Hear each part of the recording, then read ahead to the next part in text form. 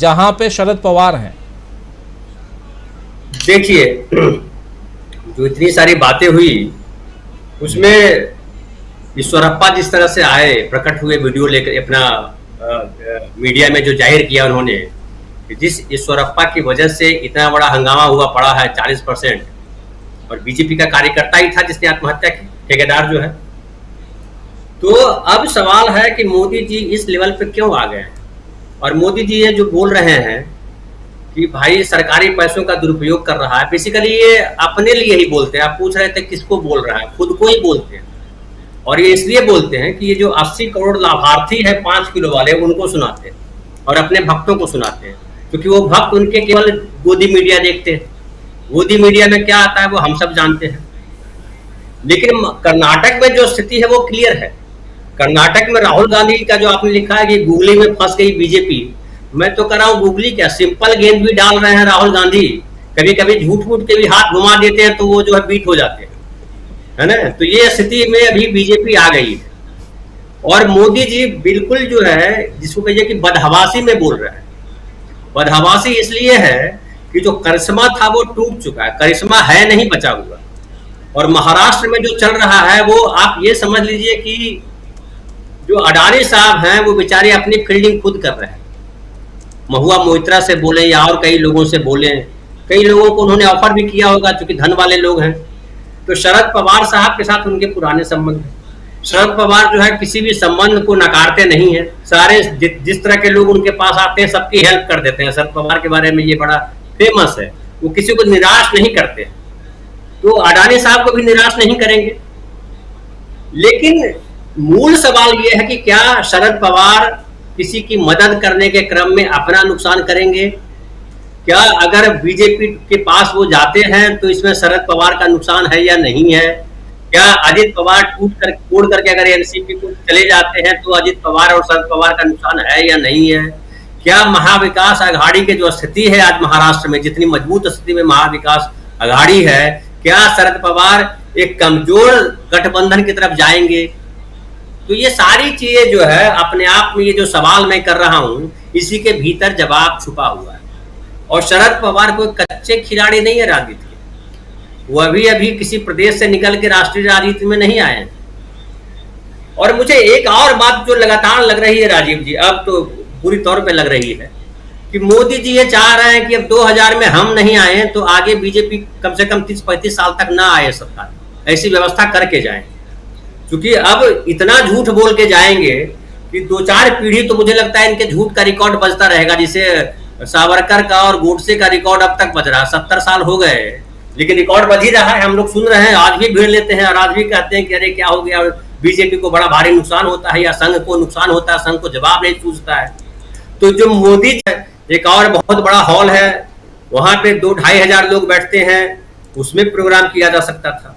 लेकिन इनको जो है अपनी राजनीतिक शक्ति दिखाने की जरूरत पड़ती है बार बार। आमतौर पे माना जाता है कि जो ताकतवर व्यक्ति होती है उसको शक्ति दिखाने नहीं पड़ती है, और वो शक्ति जो है कमजोर जब कोई व्यक्ति पड़ता है तो उसके साथ जाके खड़ा हो जाता है और कमजोर आदमी मजबूत हो जाता है। लेकिन इनको शक्ति इसलिए दिखानी पड़ती है बार बार क्योंकि ये मजबूत नहीं है, कमजोर है। इनको पता है कि ये जो कर रहे हैं उनकी आत्मा भी इनका साथ नहीं दे रही है। और अब बताइए, 3 साधु की हत्या हुई थी। मैं थोड़ा पीछे ले जाता हूँ, जब उद्धव ठाकरे मुख्यमंत्री थे, पालघर साइड 3 साधु की भीड़ ने हत्या कर दी थी इस अंदेशे से कि वो व्यक्ति जो है बच्चा चोरी करने वाला है। उसको लेकर के कितना हंगामा किया था, लगा कि पता नहीं क्या हो गया। देखिए, किसी की हत्या का मैं समर्थक नहीं हूँ, बल्कि वो शरीफ आदमी हो या अतीक अहमद जैसा अपराधी व्यक्ति, हत्या तो किसी की नहीं की जानी चाहिए। आप अदालत है, हम संवाद करने वाली स्थिति में है तो करना चाहिए। लेकिन अब 14 आम नागरिक जो उनके भक्त बन करके आए थे, उनकी मृत्यु हो गई और उनके लिए मुआवजा के अलावा कुछ नहीं है। कहीं बात नहीं हो रही है कि क्यों ऐसा हुआ। और ऐसा इसलिए हुआ कि अपने लिए तो इन्होंने एसी लगवा लिए थे, जूस का इंतजाम कर लिया था, लेकिन जो पब्लिक आई थी भीड़ भर करके, उनके लिए पानी का भी इंतजाम नहीं था। और डिहाइड्रेशन की वजह से, क्योंकि बॉम्बे की गर्मी में पसीना बहुत निकलता है, पानी की कमी हो जाती है शरीर में, उसकी वजह से उनकी मृत्यु हुई। उसका कोई अफसोस इनको नहीं। मीडिया में कहीं इस बात की चर्चा नहीं है। यही अगर कांग्रेस की रैली होती, राहुल गांधी सभा को संबोधित कर रहे होते और 14 आदमी की ऐसे मृत्यु हो जाती, तो मुझे लगता है मीडिया के लोग जो है 24 घंटे ये प्रवचन दे रहे होते कि क्या हो गया, हाहाकार मच गया होता। CBI, CID, IB, ED, income tax सब आ जाते कि कौन फाइनेंस किया इस रैली को, इतनी बसें कहां से आई, इतने लोग कैसे आए, ये सारे करने लगते। लेकिन अब ये सवाल उठता है राजीव जी कि हर चीज की जो है ना एक सीमा होती है। सीमा से जब बाहर निकल जाएंगे तो अब आपके पकड़ में भी जिसकी चीज होती है उसकी भी पकड़ में चीजें रहती नहीं है। कहने के लिए इनके पास कुछ नहीं है उपलब्धि के नाम पर, जनता भी ये देख रही है।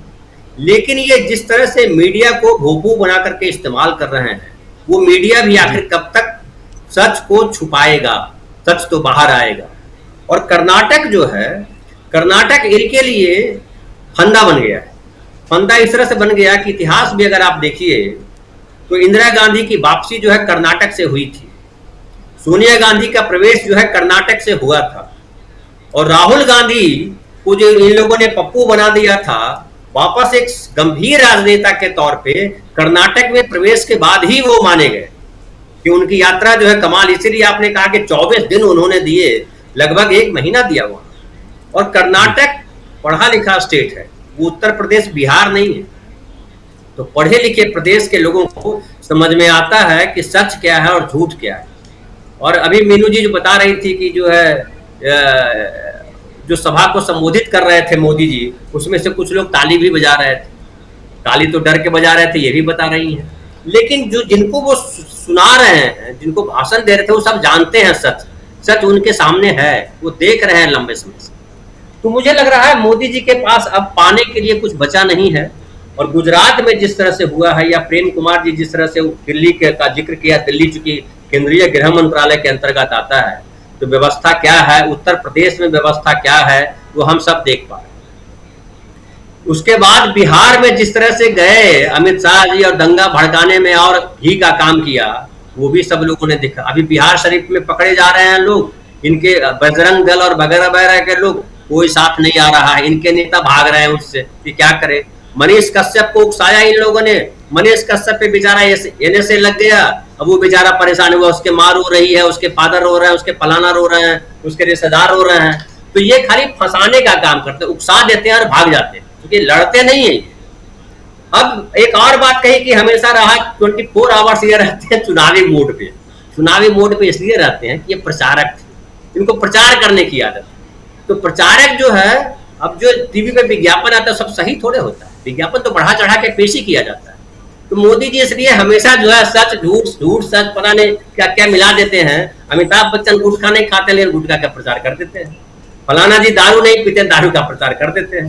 तो वैसे ही मोदी जी हमारे हैं, मोदी जी प्रचार करते रहते हैं। प्रचारक अच्छा है, चूंकि लंबे समय तक प्रचारक रहे हैं और ये मानते हैं कि प्रचार करके ही सत्ता में बना रहा जा सकता है, काम करके सत्ता में नहीं रह सकते।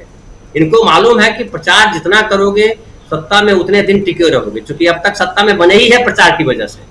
वरना इन्होंने कहा था महंगाई हटा देंगे, काला धन ला देंगे, आतंकवाद की कमर तोड़ देंगे। अभी देखिए कल ही आतंकवाद ने क्या किया, हमारे 5 सिपाहियों को मार दिया। तो इस तरह की घटनाएं जो है देश में, जिस तरह से बेरोजगारी, बेकारी, और एक बड़ी दुर्भाग्यजनक बात है राजीव जी, एक बात करके खत्म करूं मैं। इन्होंने जो भारत का जो लोकतंत्र है, भारत का लोकतंत्र जो है गण वाला लोकतंत्र, गणतंत्र है, ये केवल लोकतंत्र नहीं कर सकते इसको इन्होंने जो है बहुमतवाद में बदल दिया है। और ये भारतीय संविधान की भयानक जो है अवहेलना है, संविधान का उल्लंघन है। इस पे क्यों वकील लोग या कहिए जो कानूनी लोग हैं या वो बात नहीं कर रहे हैं, मुझे समझ में नहीं आ रहा है।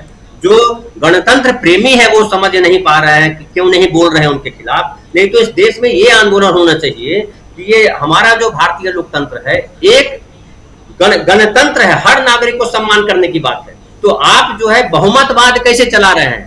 भारत जो है बहुलतावादी देश है, बहुमतवाद कैसे चला रहे हैं? और बहुमतवाद के नाम पे सांप्रदायिक ये चला रहे हैं। आप सारे जो है जो संवैधानिक संस्थान है उसकी हत्या कर रहे हैं। अब कोर्ट ने जिस तरह से फैसला दिया है गुजरात में जो चल रहा है, क्या लगता है आपको कि हाई कोर्ट कुछ अलग फैसला देगा? और एक मतलब ये तो इतिहास में लिखा जाएगा। और मुझे लगता है जो कानून के जो पढ़ने वाले बच्चे होंगे उनको ये पढ़ाया जाएगा। गुजरात में पिछले कुछ सालों में जो ये हुआ है। और एक और बात देखिए, अदालत अपने आप में सर्वगुण संपन्न नहीं है। उसकी दिक्कत यह है कि वो जांच एजेंसियों के चार्जशीट पे डिपेंड करती है कि जांच एजेंसियां किस तरह का चार्जशीट डालती है, किस तरह के सबूत देती है, किस तरह के गवाह लेकर के आती है। तो जांच एजेंसियों का क्या हाल है वो देख रहे हैं। तो अदालत ऐसे, अच्छा, उसमें से अदालत में जो जज बैठे हैं वो भी अगर झुक जाए किसी एक तरफ तो फिर तो बड़ा ही हास्यास्पद और दुर्भाग्यजनक हो जाएगा। वही स्थिति है। तो मुझे लग रहा है ये जो बीजेपी कर रही है, जो 70 साल में नहीं हुआ वो 8 साल 9 साल में कर दिया है, अब इनके लिए पूरा हो चुका है। और कर्नाटक की जनता जो है इनको अच्छा सा सबक सिखाएगी, ऐसा मुझे दिखाई पड़ता है। जी, डॉक्टर दीपक पाचपोर जी, आपको भी लगता है कि कर्नाटक की जनता